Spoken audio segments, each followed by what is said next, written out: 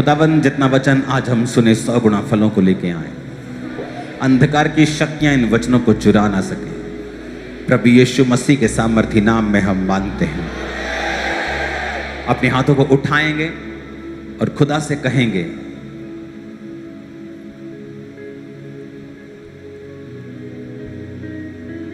कि आज जो कुछ मैं सुनूं मैं 100 गुना फलों को लेके आऊं।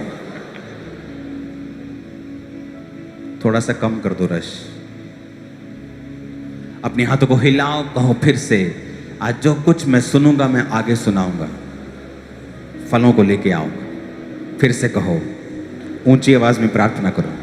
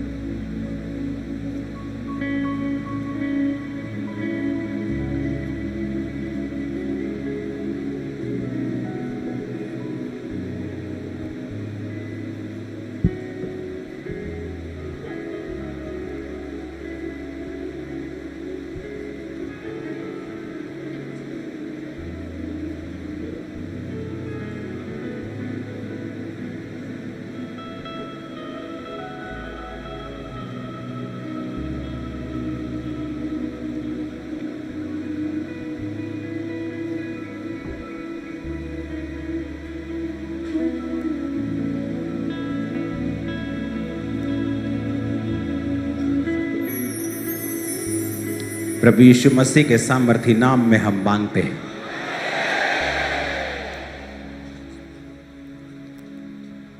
खुदावन के नाम की तारीफ करो जोर से।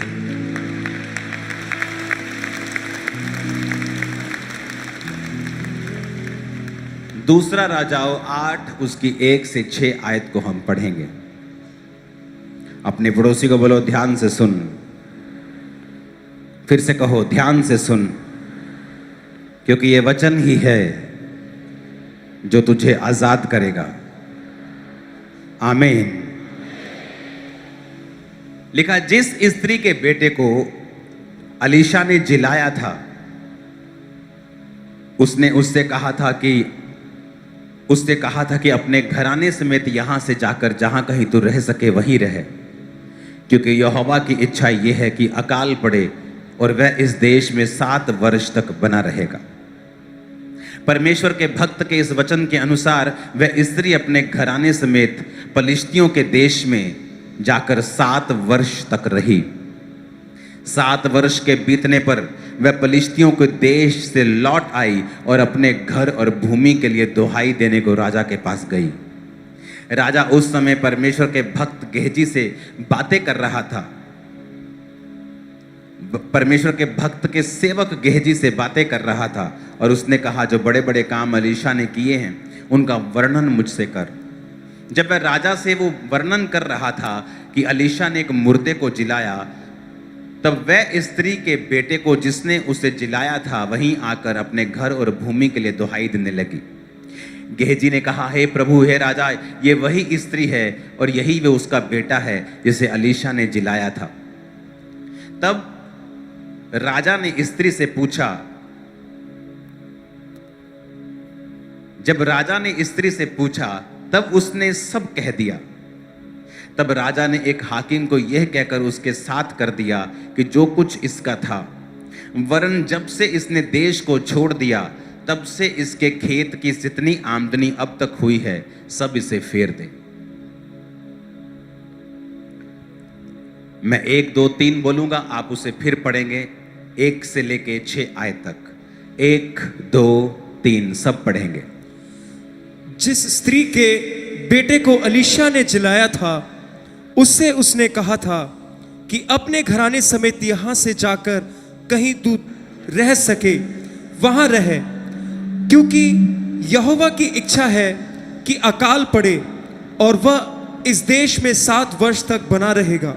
परमेश्वर के भक्त के इस वचन के अनुसार वह स्त्री अपने घराने समेत पलिश्तियों के देश में जाकर 7 वर्ष रही। 7 वर्ष के बीतने पर वह पलिश्तियों के देश से लौट आई और अपने घर और भूमि के लिए दुहाई देने को राजा के पास गई। राजा उस समय परमेश्वर के भक्त के सेवक गेजी से बातें कर रहा था और उसने कहा, जो बड़े बड़े काम एलीशा ने किए हैं उनका मुझसे वर्णन कर। जब वह राजा से यह वर्णन कर ही रहा था कि एलीशा ने एक मुर्दे को जिलाया, तब जिस स्त्री के बेटे को उसने जिलाया था वहीं आकर अपने घर और भूमि के लिए दुहाई देने लगी। तब गेहजी ने कहा, हे मेरे प्रभु, हे राजा, यह वही स्त्री है और यही उसका बेटा है जिसे एलीशा ने जिलाया है। तब राजा ने स्त्री से पूछा, तब उसने उससे सब कह दिया। तब राजा ने एक हाकिम को यह कहकर उसके साथ कर दिया कि जो कुछ इसका था, वरन जब से इसने देश को छोड़ दिया तब से इसके खेत की जितनी आमदनी अब तक हुई सब फेर दे। आमीन। ये बड़ी इंटरेस्टिंग स्टोरी है। इसको फ्लैट करो माइक को। अब आपको मालूम होगा कि ये वही एलीशा था जिसकी वजह से एक औरत को बेटा मिला था। क्या फर्क है इन दोनों में, अगर सेम आवाज देनी है तो?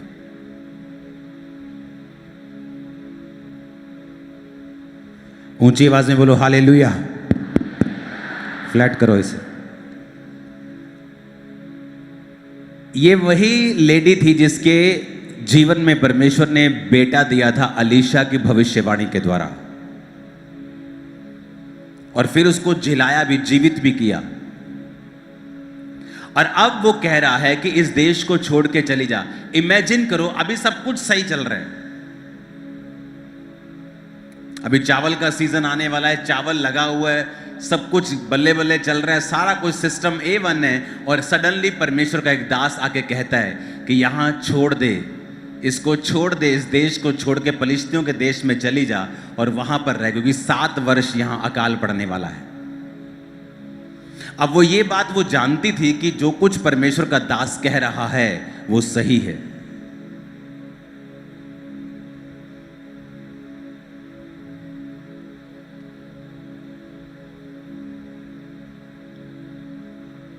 कुछ दिन पहले एक परमेश्वर का जन मेरे पास आया, और जब मैं उससे बात कर रहा था तो मैंने बातों बातों में उसे बताया, गूंज कम। मैंने कहा आप अपने दिल का ध्यान रखें,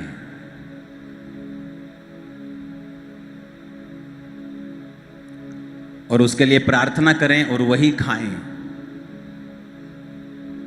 शायद उसे लगा होगा कि मैंने उसे एक सलाह दी है, as a fellow pastor, as a human being. थोड़े दिन के बाद मुझे मैसेज आता है कि उस व्यक्ति को हार्ट अटैक हो चुका है।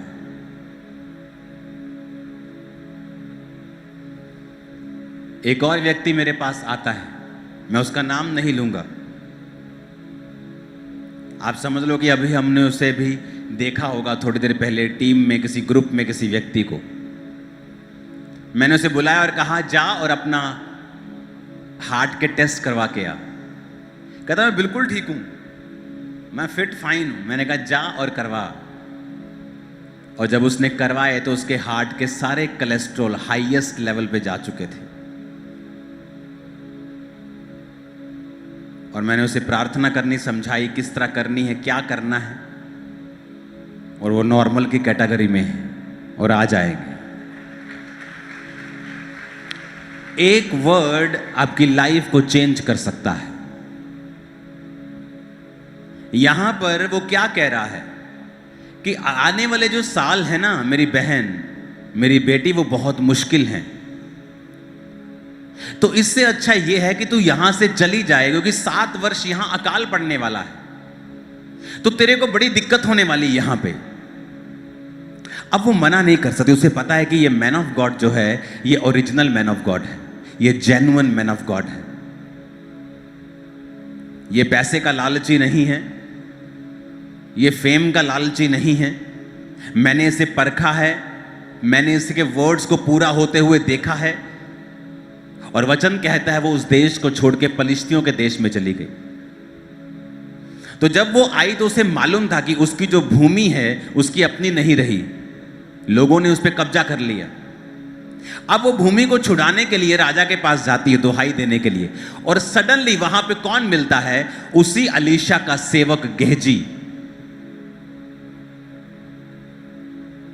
हालांकि गेहजी को परमेश्वर की चोट लगी थी उस समय, पर गेहजी को यह मालूम था कि जो मेरे जीवन में हुआ है वो परमेश्वर की कोई गलती नहीं है, एलीशा की लीडरशिप में प्रॉब्लम नहीं है, मैंने मिस्टेक की है, मैंने लालच की तो मेरे जीवन में ये मुसीबत आई है।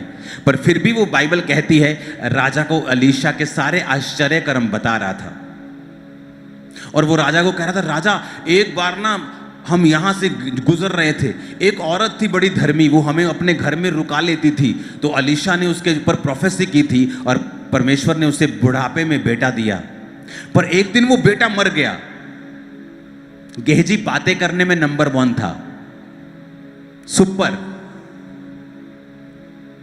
सुपर था बातें करने में।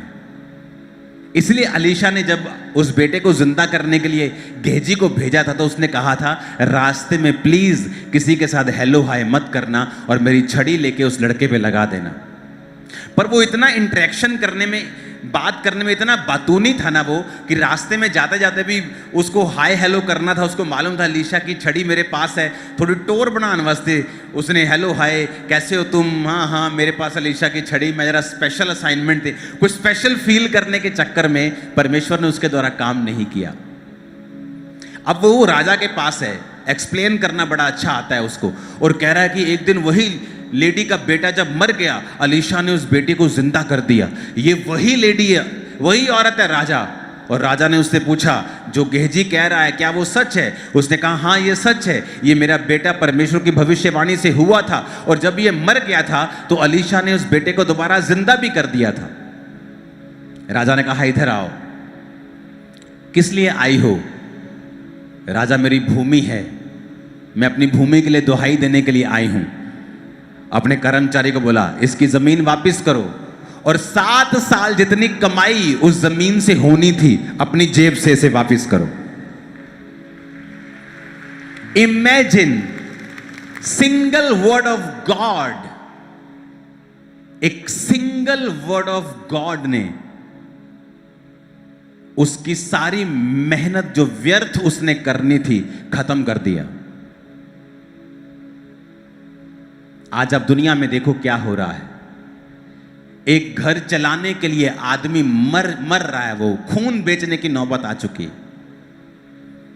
सारा दिन वो माथापच्ची करता है, सारा दिन, क्योंकि कर्ज था आदमी के ऊपर कि तू अपने माथे के पसीने की रोटी खाया करेगा, तू दिन भर मेहनत किया करेगा, और जितनी मेहनत करेगा उतना फल तेरे पास कभी नहीं आएगा। ये किसने कहा? परमेश्वर ने कहा है। आज आप दुनिया में चले जाओ, आपको हर जगह यही कहानी मिलेगी कि मैं जितनी मेहनत करता हूं उस हिसाब का फल मेरे जीवन में नहीं है, क्योंकि ये परमेश्वर ने कहा था। जब आदम और हवा ने पाप किया और हवा को कहा था तू पीड़ा के साथ बच्चे जमा करेगी, तेरी लालसा तेरे पति की ओर होगी और वो तुझ पर प्रभुता करेगा, और आदमी को कहा था तू अपने माथे के पसीने की रोटी खाया करेगा। लेकिन वचन कहता है इस कर्ज से, इस श्राप से वो लोग आजाद हो जाते हैं जो लोग मसीह के अनुग्रह के नीचे हैं, जो यीशु मसीह के ब्लड के नीचे हैं। उन पर यह कर्ज कभी काम नहीं करता है।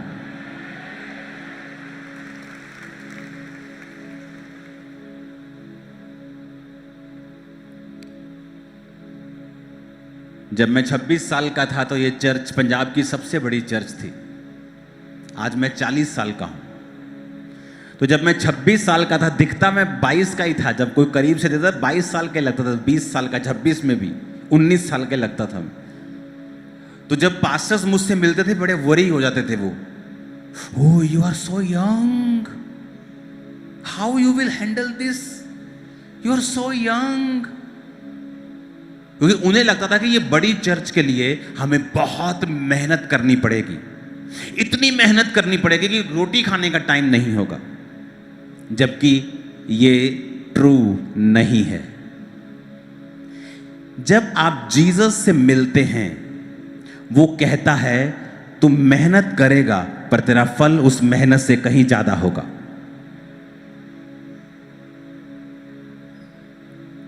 ये एक निशानी होगी एक क्रिश्चियन की लाइफ में कि जितनी मेहनत वो कर रहा है उससे ज्यादा फल उसकी जिंदगी में है। इसका मतलब ये नहीं हमने मेहनत नहीं की, बहुत मेहनत की, लेकिन इतनी मेहनत की क्या कि ये सबसे बड़ी चर्च बन जाए। It's by grace. और ग्रेस कैसे आप ले सकते हैं, या आप मर्सी कैसे ले सकते हैं, प्रभु की दया कैसे होती है? जब आप उसके वचन के ऊपर बिना दिमाग लगाए आप बिलीव करने लगते हैं। मेरी बात समझ आ रही है कि नहीं? आप बिलीव करने लगते हैं।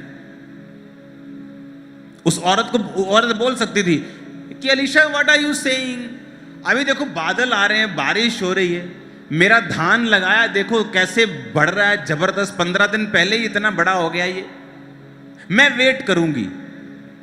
हाँ, मैं इंडिपेंडेंट वुमेन, मैं चेक करूंगी, मैं किसी की नहीं सुनती, मैं चेक करूंगी और फिर देखूंगी, अगर 1 साल अकाल आया तो फिर मैं दूसरे साल जाऊंगी। उसको मालूम था कि यह मैन ऑफ गॉड है, इसके वचन गिरते नहीं, और वो पहले साल ही निकल गई वहां से, और थिंग्स स्टार्टेड टू चेंज। वो बदलने लगे चीजें, सूखा पड़ने लगा और सिवियर हो गया, इतना सिवियर हो गया, अगर आप हिस्ट्री पढ़ेंगे तो लोगों ने उन अकाल के दिनों में अपने बच्चों तक को खाया है। सो सिवियर दुनिया में हुआ था तब।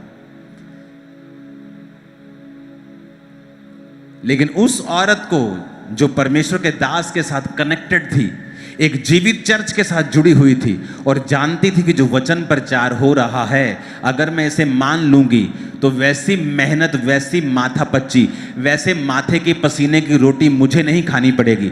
इसलिए परमेश्वर ने कहा तू जा 7 साल, तेरी 7 साल फसल को मैं संभालूंगा, मैं चेक करूंगा सब कुछ, और जब तू आएगी मैं सब कुछ तुझे लौटा दूंगा। इमेजिन करो, इमेजिन करो कि 7 साल बाद वो आई।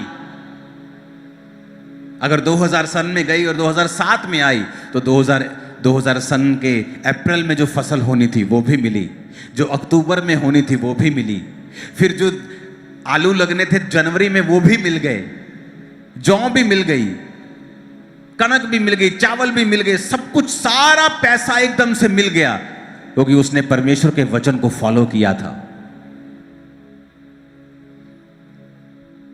कितने मेरी बात को समझ रहे हैं? वचन कहता है मूसा की मां ने विश्वास के साथ मूसा को छुपा के रखा और अपने विश्वास को छोड़ा नहीं। जब यह बात रिवील हो गई कि इसके घर में एक बेटा है, तो उसने उस टोकरी में उसे मिट्टी की राल लगाकर उसे नदी में छोड़ दिया, क्योंकि वो परमेश्वर की जन थी, परमेश्वर की विश्वासनी थी। तो उस बेटे को फिरौन की बेटी ने उठा लिया और अपना बेटा करके पाला। और फिरौन की बेटी ने जिस औरत को दूध पिलाने के लिए किराए पे लिया, वो मूसा की ही मां थी। तो मूसा की मां मूसा को दूध पिलाने के पैसे भी लेती थी और अपने मदरहुड को एंजॉय भी कर रही थी कि उसका बेटा उससे दूर नहीं हुआ। वो आपको फालतू देगा, एक्स्ट्रा देगा। हाथों को उठाओ और रिसीव करके जाओ वो अनॉइंटिंग, वो ब्लेसिंग, वो हर एक दुनिया की आशीष मैं यीशु के नाम में आपके हाथों के ऊपर रिलीज करता हूं इन जीसस ने। आप मेरी बात समझ रहे कि नहीं? हर आदमी चाहता है कि मैं मेहनत करूं और उसका फल लूं। मैं मेहनत करूं और जितनी मेरे पास बुद्धि है, जितना मैं काम करता हूं, जितना मैं वफादार हूं, उतना फल मेरे पास हो, उससे ज्यादा हो। परमेश्वर ने कहा मुझ पे विश्वास कर। आज आप परमेश्वर के वचनों को मानते हैं? आप इस कर्ज से आजाद हो सकते हैं। आप नहीं कहेंगे कि मेरे पास जॉब नहीं है, मैं फेलियर हूं, डिले है, आप नहीं कहेंगे, क्योंकि ये चीजें एक दिन आपकी लाइफ में जब आप प्रभु के साथ चलेंगे मिट जाएंगी, आपको देखने पर भी मिलेंगी नहीं। आप इस फेस में नहीं होंगे कि आप फाइट कर रहे हैं अपने सर्वाइवल के लिए। आप उस फेस में होंगे जहां आप ग्रोथ के लिए सोच रहे होंगे कि मुझे आगे कैसे बढ़ना है और अधिक आगे कैसे जाना है। आप उस लेवल पे आने वाले हो जल्दी। उसके लिए एक ही फॉर्मूला है, वो है पूरा करना परमेश्वर के वचन को जो उसके मुंह से निकला है। कितने मेरी बात को समझ रहे हैं? आप बाइबल लेके बैठे तो आपको ऐसा लगता है कि परमेश्वर आपसे बात कर रहा है। आप बाइबल पढ़ते हैं, आपको ऐसा लगता है कि परमेश्वर आज मुझसे ही बात कर रहा है। हे पुत्र, पिता की शिक्षा सुनो, समझ प्राप्त करने के लिए मन लगा। हे मेरे पुत्र, मेरी शिक्षा को ना भूलना, अपने हृदय में मेरी आज्ञाओं को रखे रहना। ऐसा करने से तेरी आयु बढ़ेगी और तू अधिक कुशल से रहेगा। कौन बात कर रहा है? परमेश्वर। कहता मेरी शिक्षा को भूलना मत, अपने हृदय में मेरी आज्ञाओं को रखे रहना। ऐसा करने से तेरी आयु बढ़ेगी।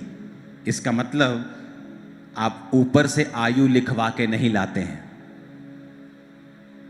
लोग बोलते जिन्नी लिखी लिखी है, तू खा पी यार। वचन ऐसा नहीं कहता। कहता है अगर तू अपना हृदय मेरी बातों के ऊपर लगाएगा, तेरी आयु बढ़ेगी। तू अपनी आयु को खुद बढ़ा सकता है। तू अधिक कुशल से रहेगा, बेटर देन अदर्स। तेरी लाइफ दूसरों से ज्यादा कुशल में होगी, ज्यादा शानदार होगी। यह डिपेंड करता है आपने वचन को कितना सीरियसली लिया है, आपकी प्रेयर लाइफ कैसी है, परमेश्वर के साथ आपका रिश्ता कैसा है। जितना स्ट्रांग प्रभु के साथ आपका रिश्ता है, उतना ही लाइफ आप एक्सपेक्ट कर सकेंगे, आप ले सकेंगे परमेश्वर से अपनी लाइफ में, वो रिफ्लेक्ट होगी। फिर कि मधुमक्खी फूल के पास जा रही है और उस फूल से निकाल रही है सब चीजों को, तो परमेश्वर एक फूल की तरह है और उसमें भरा हुआ जो हमें चाहिए, वो मिठास लाइफ की, वो जीवन। पर बात यह है कि हमें खींचना आता है कि नहीं, हमें वो लेना आता है कि नहीं। और जब हम उसके वचन पे चलने लगते हैं और छोटे छोटे वचन को भी मानने लगते हैं, हम छोटी बातों में भी झूठ नहीं बोलते, स्मॉल चीजों में भी झूठ नहीं बोलते। मैंने अपने बिजनेस समय में झूठ नहीं बोला।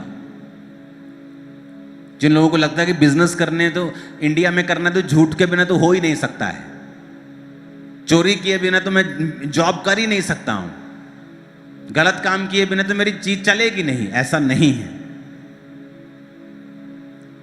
आप एक स्टैंडर्ड रखें अपनी लाइफ का कि मुझे ये वचन पे चलना है। फिर आप परमेश्वर के सामने जाएंगे और वो सब निकाल सकेंगे, एक्सट्रैक्ट कर सकेंगे, जो आपको दूसरों से यूनिक, अलग, बेहतर और ज्यादा कुशल से रखेगा। और वो नजर आएगा आपकी लाइफ में। कितने मेरी बातों को समझ रहे हैं? आपको नजर आएगा कि इस व्यक्ति ने परमेश्वर के अंदर से वो जीवन को चूसा है, लिया है, इसने एक्सट्रैक्ट किया है, इसने प्रभु के अंदर से वो सामर्थ्य, वो चीजें, वो लाइफ, वो वचन वो लिए हैं। इसने प्रभु के पास जाके मेहनत की है। यहां मेहनत करनी है, हमने जोर लगाना है। कहां? स्पिरिचुअल लाइफ को मेंटेन करने में। और फिर जो आप दुनियावी तौर पे करेंगे, परमेश्वर उस पर बरकत देगा और आपको आशीष देगा। आमीन। ऊंचे वाला चाहिए। इमेजिन करो उसके 7 साल की फसल, एक साल में 3 फसल, और अगर 7 फसल 21 फसलें उसको मिली। 21 फसलें। अगर किसी किसान को पूछो, जब वो एक समय की फसल काटता है तो कर्जे से भी फ्री हो जाता है और साथ में राशन पानी भी पड़ जाता है, अगले 6-7 महीने की तैयारी भी हो जाती है अगर फसल अच्छी रही तो आड़तियों के पास अगर आप जाएंगे, मेरे रिश्तेदार मेरे आड़ती हैं, मुझे मालूम है इस सारे प्रोसीजर का कि किसान वो थोड़ा थोड़ा सा कर्जा लेता रहता है, सामान लेता रहता है, फिर एक समय आता है फसल आ जाती, फसल फेंकता है, कर्जा खत्म, पैसे लेता है, घर चलाता है। 1 साल की फसल में ही उसे 6 महीने की फसल में इतनी मिल जाती है, जबकि यहाँ पे अभी इतनी अच्छे रेट नहीं है फसल के जितने आपको फॉरेन के किसान ज़्यादा आपको आशीषित मिलते हैं। लेकिन उसको 21 फसलें मिली एकदम से। राजा ने कहा इसकी सारी फसलें, इसका सारी कमाई भूमि के साथ इसे लौटा दो। एक रात अगर आपने जीसस के वचनों को फॉलो किया है, माना है, एक दिन ऐसा आएगा जब अगला पिछला सारा हिसाब यीशु मसीह बराबर कर देंगे आपका। One day. और वो इतना सडनली होगा, वो इतना जल्दी होगा, कई बार वो इतना जल्दी से होगा कि आप इमेजिन नहीं करेंगे कि ये हो गया। क्या परमेश्वर ने सचमुच कर दिया? जो मुझे कल असंभव लगता था आज मेरी जिंदगी में वो हो चुका है।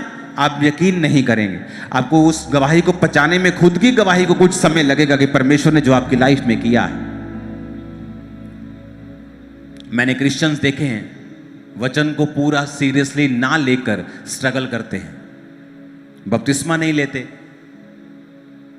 नहीं, अगर मुझे वहां जाना पड़ा, अपनी बहन की शादी में जाना पड़ा, मुझे ऐसा करना पड़ा, तो वचन को जब सीरियसली नहीं लेते तो परमेश्वर भी उनकी जिंदगी में रुकावटों को खत्म नहीं करता। प्रभु ने कहा इजराइलियों को कि मैं कुछ जातियों को तुम्हारे सामने से दूर नहीं करूंगा। अब मैंने वायदा किया था मैं इसको दूर करूंगा, इसको भी कर दूंगा, इसको भी कर दूंगा, यबूसी हवीसी सब खत्म कर दूंगा तुम्हारे आगे। अब मैं कुछ को रख छोड़ूंगा, क्योंकि मुझे शक है कि तुम लोग मेरे वचन पे चलोगे कि नहीं चलोगे। और कुछ जातियां अलग नहीं हुई, पूरी विक्ट्री परमेश्वर ने नहीं दी उनके अविश्वास के कारण।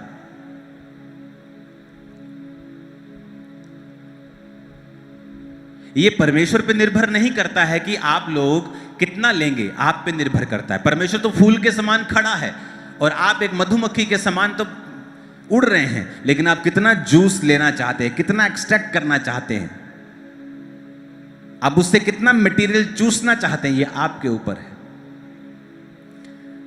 16 अगस्त 2004 में परमेश्वर में आया और ये अगस्त निकला, सितंबर निकला और अक्टूबर के पहले हफ्ते में मैंने बैप्टिज्म ले लिया था। और वो भी मुझे 1.5 महीना इसलिए लगा क्योंकि उन 1.5 महीनों में हमारी चर्च में, चर्च नहीं थी, वो एक संगति थी, वहां पे बपतिस्मे नहीं होते थे।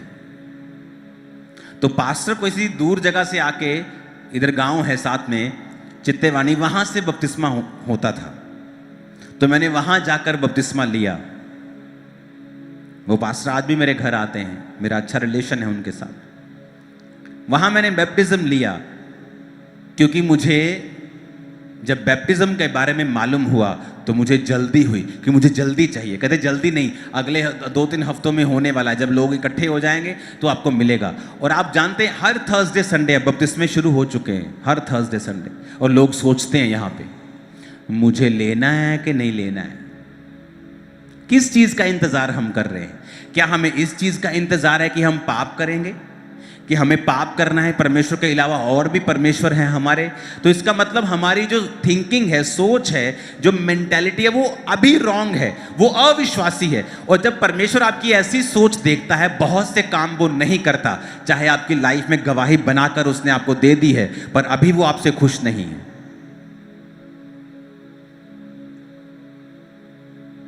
वो देखता है इतनी बड़ी गवाही लेने के बाद अभी भी इसने बपतिस्मा नहीं लिया, इतनी बड़ी गवाही लेने के बाद अभी भी ये सोच रहा है, अभी भी इसके मन में है कि शायद मुझे कोई पाप करना पड़ेगा।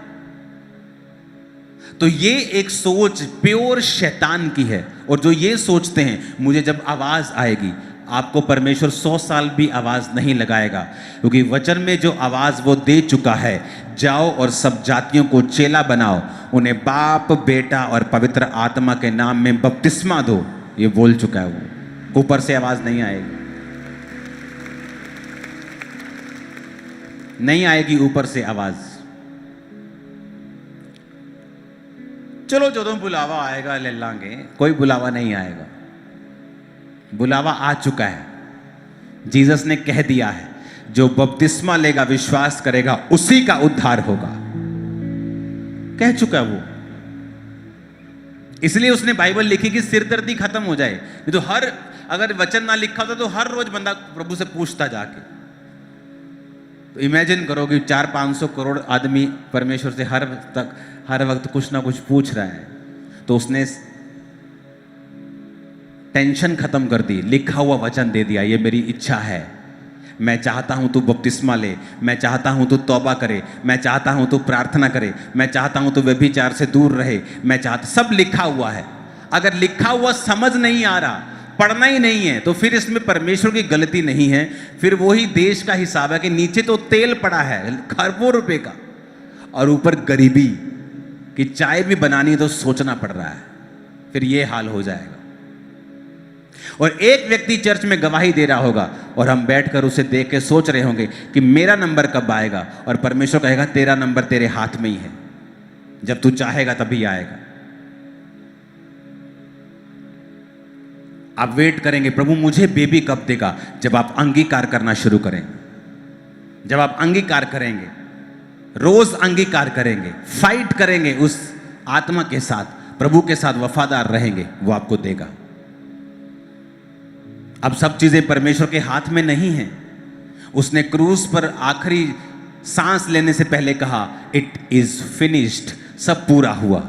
अब जो कोई इस पूरे हुए के ऊपर विश्वास करेगा मेरी बरकतों को पाएगा, कोड़े खाने से चंगाई प्राप्त करेगा, मेरे लहू से वो पापों की क्षमा प्राप्त करेगा। यानी अब हमारा रोल हो चुका है। हमारा रोल ये है कि मौसम अच्छा हो बुरा हो, हमें वचन के पर देखते रहना है, क्योंकि वचन जो परमेश्वर ने कहा है, हो सकता है आज वो आपको सेंस ना लगे, लेकिन जब 21 गुना फसल आप काटने वाले हो बिना मेहनत किए, तो आपको समझ आ जाएगा कि आपके ऊपर जो कर्ज था आदम और हवा का, उसे परमेश्वर खत्म कर चुके हैं।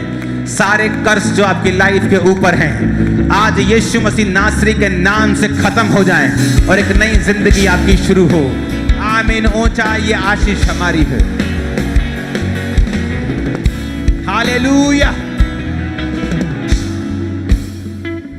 Hello, praise the Lord everyone. मैं आशा करता हूँ आप लोग बहुत अच्छे होंगे। और हाँ, आपने आज अपोस्टल अनकु नरुला जी के उन्होंने जो सामर्थी वचन आज प्रचार किया है, मैं जानता हूँ आप लोगों ने उस वचन को रिसीव किया होगा। और मैं जानता हूँ आप लोगों को आज बहुत सारी बातें सीखने के लिए मिली होंगी कि इस दुनिया में जब हमारा एक जीवन है तो वो किस उद्देश्य के लिए है, हमारा जीवन आखिर किस कामों के लिए है मेरे प्रियो। क्योंकि मैं जानता हूँ आपने जब ये वचन सुना होगा तो अपोस्टल जी के इस वचन के द्वारा, इस सामर्थ्य वचन के द्वारा परमेश्वर की आत्मा ने आपसे बातें करी होंगी। और हाँ मेरे प्रियो, हमारे चैनल पर, प्रेज द सैमुअल चैनल पर आपको ऐसे ही अपोस्टल अनकु नरुला जी के ऐसे ही वचन मिलते हैं। तो इसीलिए मेरे प्रियो, मैं चाहता हूं कि आप लोग इस चैनल को सब्सक्राइब जरूर करिएगा। और हाँ, इस चैनल को, इस वीडियो को लाइक, शेयर और सब्सक्राइब कर इस चैनल की प्रोत्साहना को आगे बढ़ाइएगा, इस चैनल को और आगे बढ़ाइएगा, ताकि आपको हर रोज ऐसे ही परमेश्वर के महत्वपूर्ण वचन सीखने के लिए मिल सकें। हालेलुया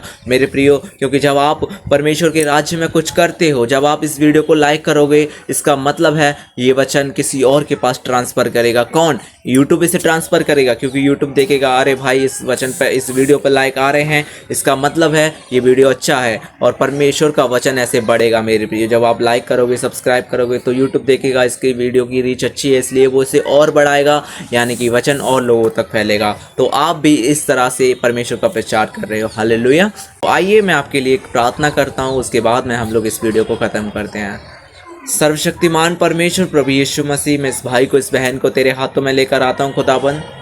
जो इस बहन ने जो भी आज वचन सुना है प्रभु यीशु मसीह, इस वचन के द्वारा इनके जीवनों में मैं तेरी आशीषों को मांग लेता हूँ प्रभु यीशु। तेरा अनुग्रह इनके जीवन में ठहर जाए प्रभु, तेरी सामर्थ्य इनके जीवन में ठहर जाए प्रभु परमेश्वर। आपका आत्मा इनसे बोले बातें करे प्रभु यीशु, आपका आत्मा इनके जीवन में बड़े गहरे काम करे प्रभु, और इनके जीवनों में आज जो भी बंधन शैतान ने बांध दिए हैं यीशु मसीह के नाम में वो बंधन टूट जाए प्रभु यीशु। आज से इस भाई का, इस बहन का जीवन सेम ना रहे, आज से इसका जीवन एक बदला हुआ जीवन हो जाए, आज से इसका जीवन एक सामर्थ से भरा हुआ जीवन हो जाए प्रभु परमेश्वर। तेरी आत्मा इस भाई के, इस बहन के जीवन में गहराई से उतरे और तेरा अनुग्रह इसके जीवन में काम करे। मेरे महान सर्वशक्तिमान परमेश्वर, मैं इस भाई को, इस बहन के परिवार को तेरे हाथों में लेकर आता हूँ प्रभु। इसके परिवार में तेरी आशीष से ठहर जाए और तेरा अनुग्रह, तेरी सामर्थ ठहर जाए प्रभु यीशु मसीह। इस प्रार्थना को यीशु मसीह के सामर्थ्य नाम में मांगते हैं, आमीन, हालेलुया, आमीन। मेरे प्रियो, मैं जानता हूँ आपने इस प्रार्थना को रिसीव किया होगा। कमेंट में आमीन टाइप करिए और अपनी प्रेयर रिक्वेस्टों को आप कमेंट में लिखिए और अपनी गवाहियों को लिखिए, ताकि हम आपकी गवाहियों पर भी वीडियो बनाएं। आप सबको जय मसीह की।